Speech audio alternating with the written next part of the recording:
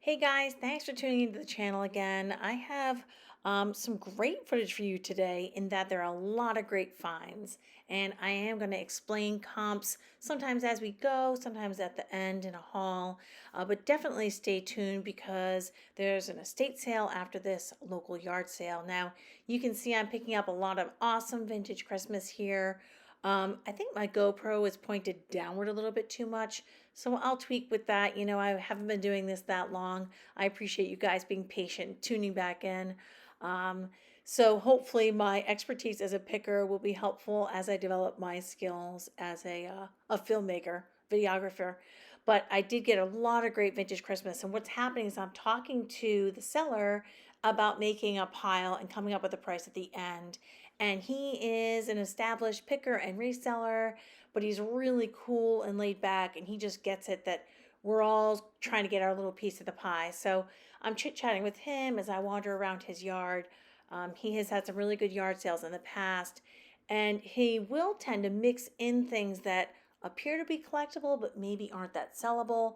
And so you'll see me skip over some things like some steins or maybe even some Christmas stuff if it's newer, says made in China, or is damaged. You'll definitely see the full pile at the end.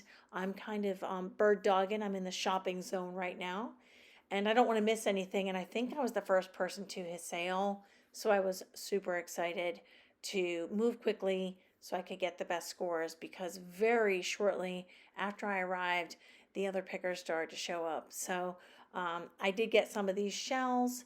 I show you at least one at the end, these larger shells. And I do look at some of the religious, not artifacts, but collectibles because some of those do sell.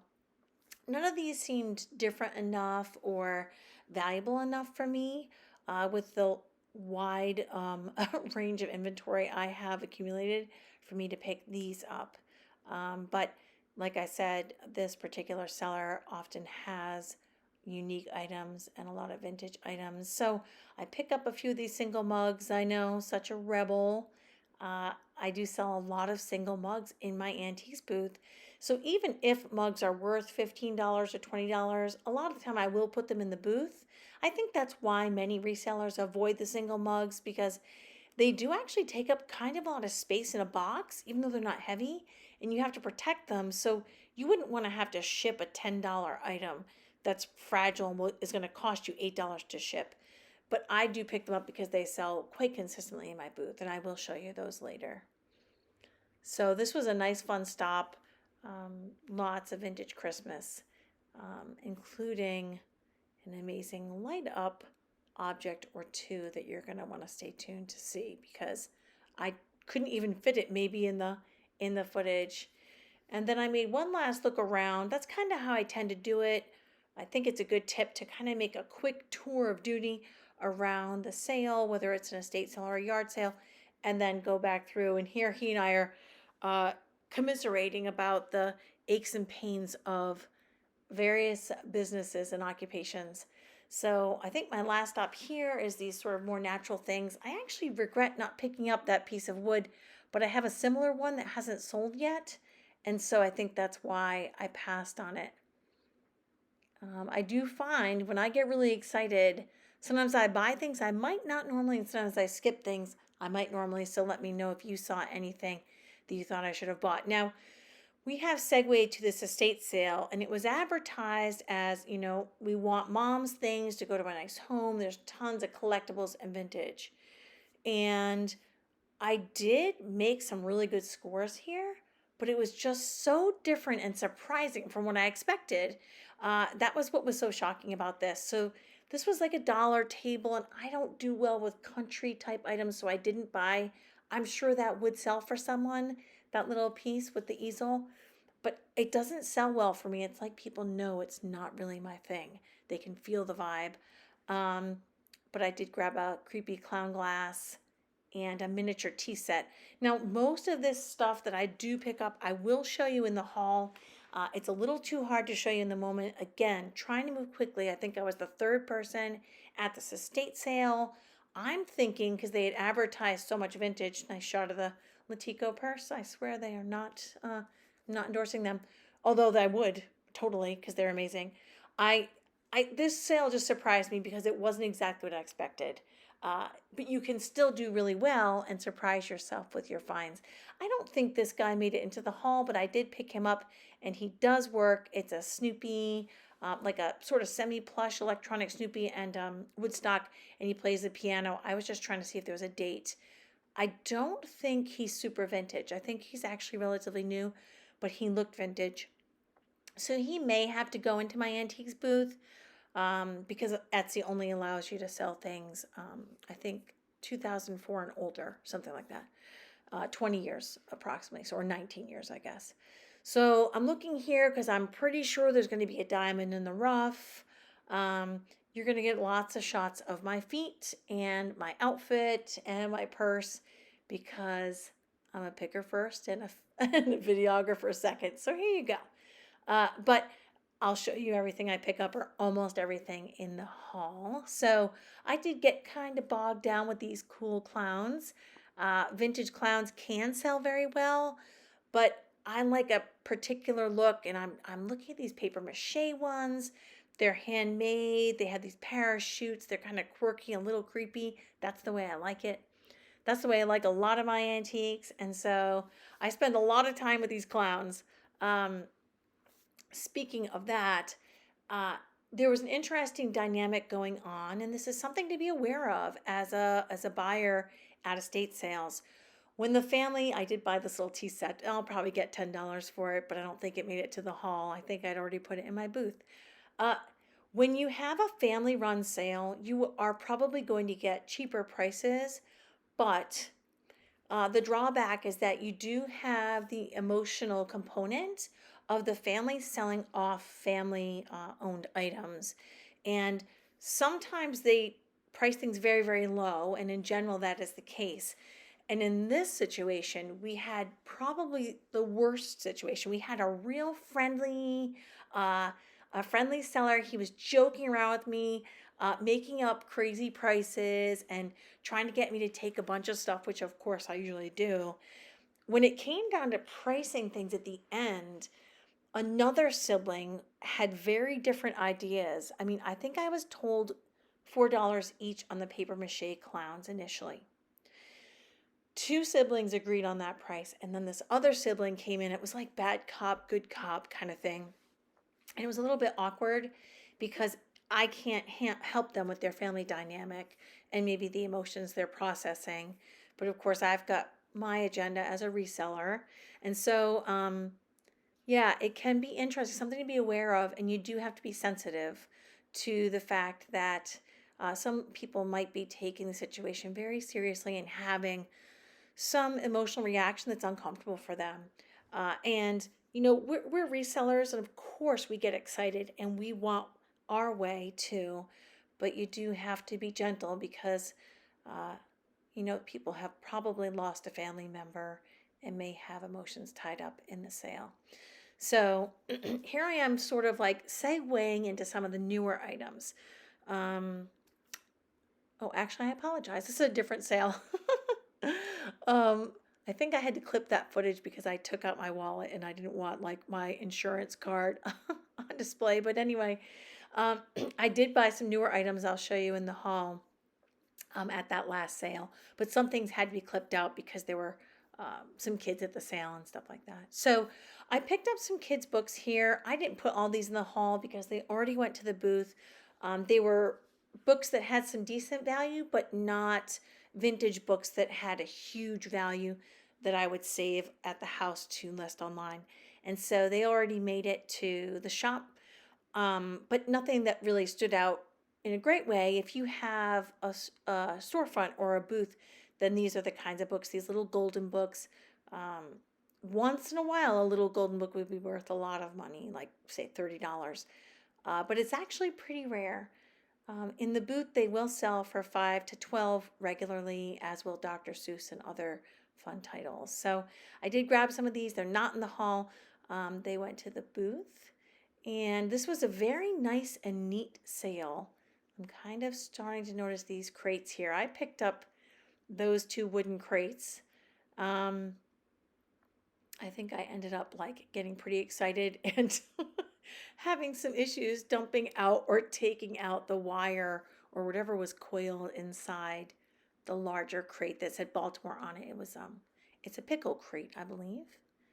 Another shot of the purse. I do love this purse. Very soft, nice size, crossbody, hands free. So I'm taking that shelf in my left hand. It's actually more like a shelf or maybe like a drawer, but I think people could use it as a knickknack or spice shelf. And I'm getting this pickle crate, which is proving difficult because of what they put inside it. But they didn't mind that I just dumped it out. So people like these in their booths for display or in their homes for display and storage. And that's why I grabbed those. And they were very inexpensive. I think I paid $12 for those. Here I'm chit-chatting with the seller about the joys of raising small children versus teenagers. And usually I shop on tabletops, so my GoPro is pointed down, but I just picked out one black dress for my daughter so she'd have a go-to outfit, as she has like honor nights and things like that at school. So very nice seller, very neat and nice sale. Ironically, I felt that some of their prices on their new things were really, really kind of extreme. They had like a wooden block set. It was very nice, and I would have bought it if it had been $10, but I think it was something like 40. So they must have remembered what they paid for it, and it wasn't very old. So yeah, we're chit-chatting about how when your kids are young, you can't go take a shower alone, and when your kids are older, you can't even bribe them to go out for ice cream with you. And we're talking about the nuances and pros and cons of different ages of kids. So it's always fun out there to bond with the sellers. You have more fun, they have more fun, and it doesn't hurt that they may want to give you a better deal because you're friendly. Being kind of a little too abrupt or brusque with people doesn't make you have more fun, doesn't make them have more fun, and it doesn't make you more money. So you can move quickly and still be pleasant.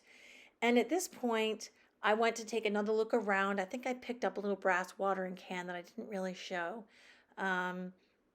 It's somewhere in my car, I think. It's not in the hall. I'm talking still to the seller, and I noticed this older gentleman looking at the tools and such. And, I'm sort of thinking I might want to look at some of those things. But I get distracted. And so I do eventually wander over and I start looking one last time at some of this kids stuff, see if there's anything that I can use in the booth or sell. And there's the wooden block set that I think they wanted $40 for. I don't sell a lot of small children's clothing, so I skipped that section. And I don't do any landscaping. Oop, that was a fun little spin. I'm also trying to avoid a few of the customers who may not want to be filmed, although no one has minded thus far. And so this older gentleman was asking about these planes, so I walked over and started chit-chatting with him, and he was showing me which planes to look for.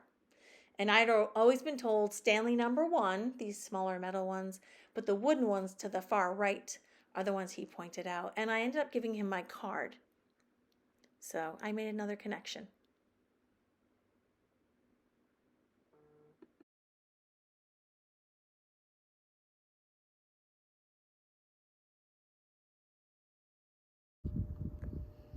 Hey guys, let's try to do a quick haul here so you can see clearly everything I bought. It's hard in the moment to make sure you're getting a good shot of what you actually picked up, especially if you're competing against other pickers and you kind of have all that adrenaline and maybe some caffeine.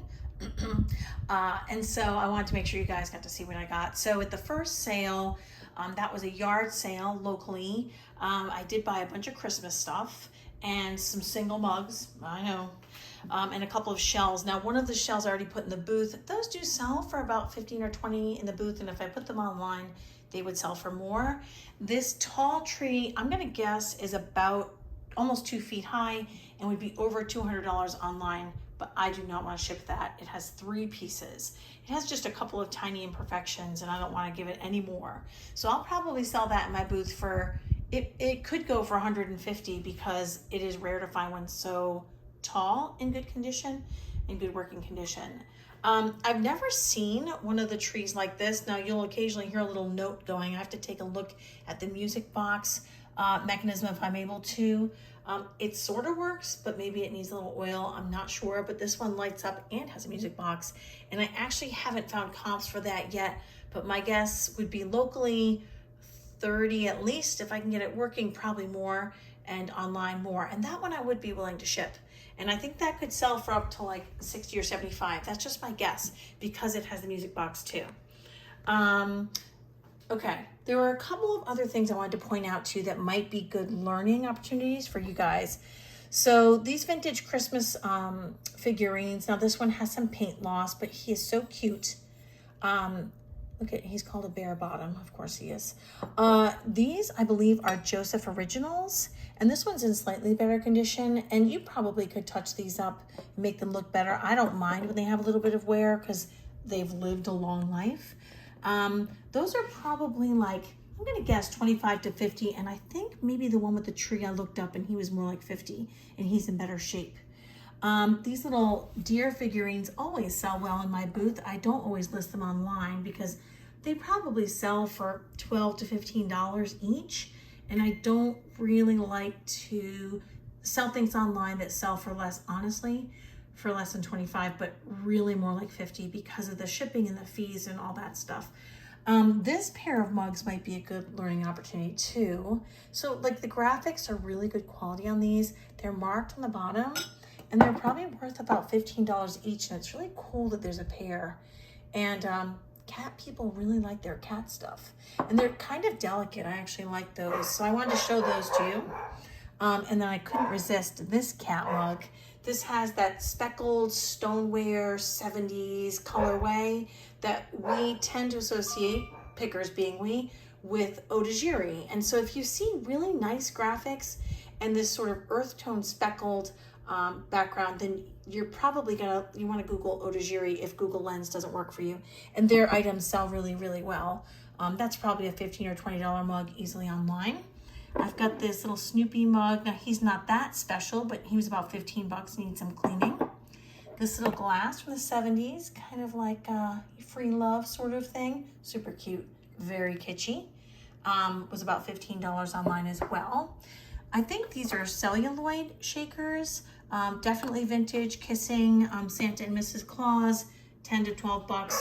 I'll probably sell those locally because I think they'll sell for 10 or 12 locally. You can hear the dog barking. It must be the rabbit out front. Great. I did look up this clown, like Tom Collins or highball glass, and that's probably about a $10 item. And the Google Lens told me that that was a Hazel Atlas piece, but I haven't had that particular one before. I wish I had a set. I'm kind of branching out into some of the other items from other sales. I apologize. I wanted to point out something about these. Now these kind of have that look that like Target might have made them to look retro. And they're maybe like 70s, 80s kitsch. When you see these numbers on the bottom, they're usually black. There are usually 4 of them. That's how you know you probably have something by Lefton.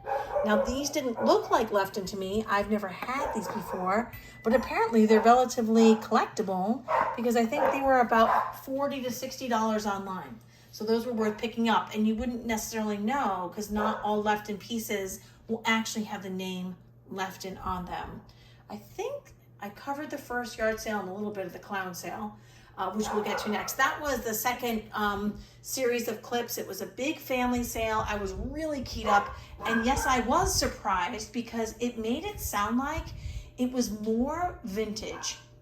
Now the clown collection and some of the glassware, I got these really cute. I have a set of 6, but I didn't want to pull them all out and unwrap them. These are probably Hazel Atlas as well, and they do sell pretty well locally and online. That's probably like I'm gonna say like a $30 set of juice glasses. Those were vintage. A lot of these clowns were vintage. Now, sometimes you're gonna be inclined to buy the whole lot of clowns, but you might actually pay for a lot of fluff that won't make you any money. So you have to kind of be cautious. It depends on what you're seeing in the box, what you know about what's in that box, and the pricing. And the pricing at this sale was a little tricky, which I kind of explained. We had several family members there who had different ideas about the values of things. Now, I just picked out a few clowns that stood out to me because they were either really cute or a little bit different. These are like Munchie Chi, Corky the Clown. And so these do have some value, $25 to $30. I actually didn't find this Russ one, but I think he'll sell in the booth because he's really kitschy and cute and not too creepy. Is he creepy? No, he's not too creepy. This one kind of had like a mime look to her. Not super valuable though, 10. I had to buy these paper mache clowns. They were just so quirky. They've got these umbrellas or actually no, a parachute, right? And I'll show you real quick. I got 3 of them. That was a little bit difficult for one of the family members to come up with a price that everyone could agree on, but we worked out a little bit of a bulk deal on those. And this is probably the best clown I got. So this one is like a Jack-in-the-Box clown from Germany. Now, I did not know that in the moment, but it looked like vintage, like decals on here. Just the right amount of creepy. And when I used Google Lens, it told me that this was a German clown. I believe the name of the company is Eichhorn. I had it written down for you guys. So I will make some money on those clowns. The paper mache ones do have some value, probably $35 and up. It depends on what site you're on. Some sites are like $900. So you have to kind of aim for the middle with those things. Let me just make sure. I think I didn't do the electronics yet, which we'll get to. Yeah, so that estate sale was shocking. I thought it was going to be a bunch of Pyrex and a lot more Hazel Atlas, and I think they advertised costume jewelry, and it was surprising, but you can be persistent. In this case, I decided not to bail on that sale, which I could have, and sometimes that's the right decision, and I just decided to stick around and see what I could get. Yeah, Eichhorn is the name of that company. So I don't always buy electronics, but these were new old stock. Now, some of them aren't that old, but they still have value.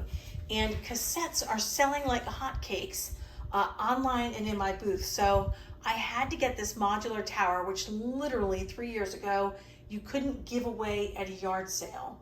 But now, if you look up a modular tower like this, and this one's never been out of the box, it's $50 online. Will mine sell for $50? I can only hope. I might sell it in the booth, although it will be easy to ship. It's already packed up and ready to go.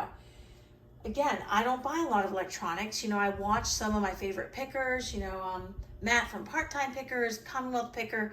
They do pick up these things, and I did get like a no-name Walkman. Of course, it wasn't called a Walkman radio. And I paid like 50 cents for it because the woman was like, that's so outdated. But it was new old stock, and it sold in a couple of days online for 30 bucks. So is that a ton of money to make? No, but was it worth 50 cents for a $30 sale? Yes, it was. So this Jensen, right, it's multiple use.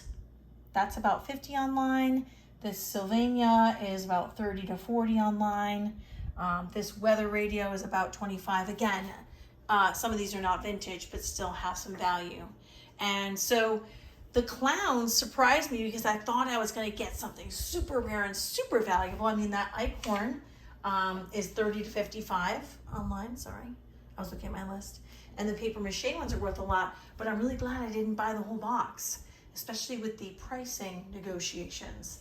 I showed you a short clip from a yard sale nearby, and I did get these really cool wooden crates. These sell well for me locally. I really enjoy selling them. People want their city name on the crate that they're going to store things in, or they're going to stack up in the corner of a room against a brick wall in a row home. This is an Anglo corned beef crate. And these are probably about maybe like 25. If you sold it online, it could be as much as 50. These graphics are a little distressed naturally, so it probably wouldn't sell quite as high. And people like to hang these type of things. I'm not sure what this was originally, as like a knickknack shelf or like a spice rack over their stove, which is so cool. In fact, I want to do that now. So the Baltimore pickle crate, it might sell locally anywhere between 25 and 50. I don't want to ship it. It's not in great shape, but it is really cool. There goes the music box. Anglo 2025, and probably that shelf 20 to 25. So I did kind of crunch the numbers a little bit. Like if everything sold for at least the middle of its range, and I would probably make about $1,000. And I was able to add this up exactly. I paid $127 for the items I'm showing you. There might have been one more item. It was an Avon necklace or something like that that's not shown. So, so it worked out to be a good day. This was supposed to be a super quick haul, but there was a lot to tell you and teach you. So hopefully you guys learned something. I hope you get out there this weekend and have a good time. Pay yourself for that time, and I hope you never stop searching. I'll see you guys soon. Don't forget to click and like and subscribe buttons. Thanks, guys.